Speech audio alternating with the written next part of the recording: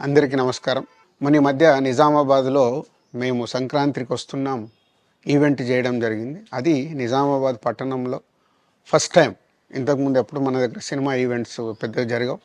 అప్పుడు ఒకసారి ఫిదా సక్సెస్ మీట్ ఒకటిసారి పెట్టాము. మళ్ళీ సంక్రాంతికి వస్తున్నాం చేసాం. అంటే ఆ నిజామాబాద్‌తో నాకున్న అనుబంధం అలాంటిది. నిజామాబాద్ జిల్లా వాసిగా అక్కడ ఈ సినిమా ఈవెంట్ చేయాలని చేయడం జరిగింది. పోతే ఆ ఈవెంట్లో నేను మన కల్చర్లో ఉండే మన దావత్ గురించి, మటను, తెలగలు గురించి సంబోధించాను.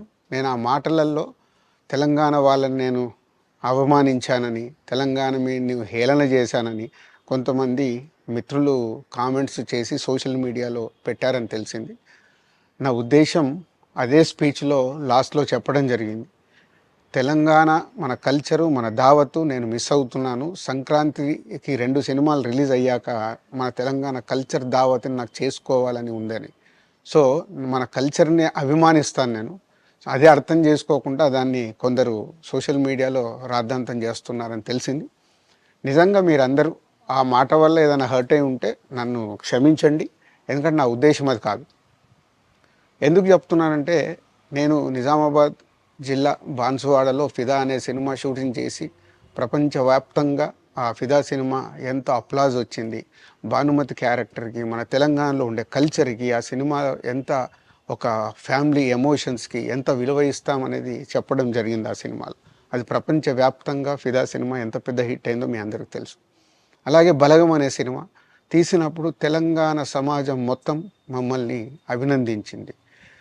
తెలంగాణ ప్రజలందరూ ఆ సినిమాను ఆదరించి ఇది మా సినిమా అని గుండెలకు హత్తుకున్నారు. అన్ని రాజకీయ పార్టీలు ఆ సినిమాని అప్రిషియేట్ చేస్తూ మమ్మల్ని ప్రతి ఒక్క స్టేజ్ దగ్గర తీసుకెళ్ళి అభినందించారు, అన్ని రాజకీయ పార్టీలు.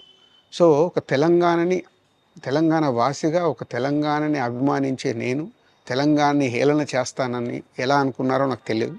పోతే దాంట్లో ఏదైనా మీ కమ్యూనికేషన్లో తప్పుగా అర్థమైంటే నన్ను క్షమించండి.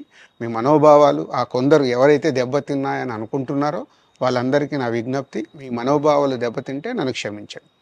ఇప్పుడు నేను ఒక సినిమా ఇండస్ట్రీ ఫెటర్నీ నుంచి ఎఫ్డీసీ చైర్మన్గా అయ్యాను. సో మీ అందరికి తెలుసది.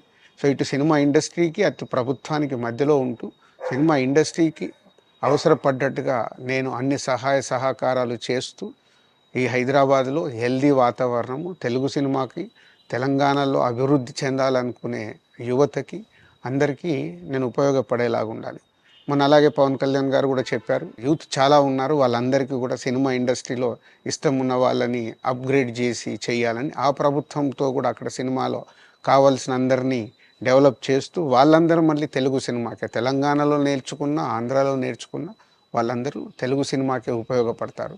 సో అందరికీ తెలంగాణలో ఉండే అన్ని రాజకీయ పార్టీలకి నా విజ్ఞప్తి, నన్ను రాజకీయాల్లోకి లాగకండి. అలాగే ఎఫ్డీసీ అనేది కూడా సినిమాకి ఉపయోగపడే లాంటి అభివృద్ధి పనుల గురించి అవే చేస్తాను తప్పితే అది రాజకీయాలకు సంబంధించింది కాదు.